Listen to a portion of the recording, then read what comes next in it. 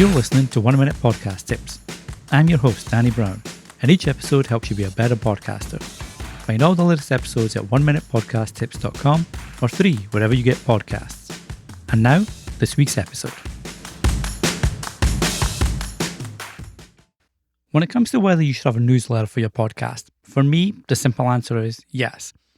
Now, in fairness, if you're already doing social media and seeing success with that, or you have a private group community, then adding a newsletter to that might dilute your time, and that's possibly an area where you say, no, I don't need a newsletter. But otherwise, yes, I would always recommend a newsletter. And here's 2 key reasons for that. 1 is ownership, and 2 is intimacy. Now, when I say ownership, I don't mean own your listeners. That'd be a horrible way to think about your audience. Instead, I mean you have more ownership over how your listeners receive content from you.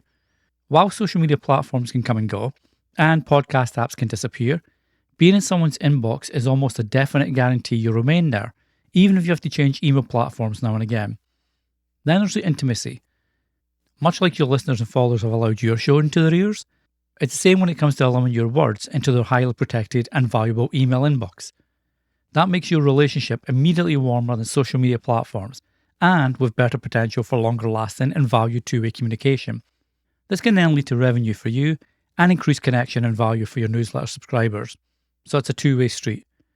It's super easy too, with tools like Substack that I use, Beehive, and more. And I'll leave links to these in the show notes, so be sure to check them wherever you're listening to this episode. Until the next time, happy podcasting. Thanks for listening. If you're enjoying 1 Minute Podcast Tips, be sure to leave a 5-star rating or review on Apple Podcasts or Spotify and help others find the show too. Until next time, happy podcasting.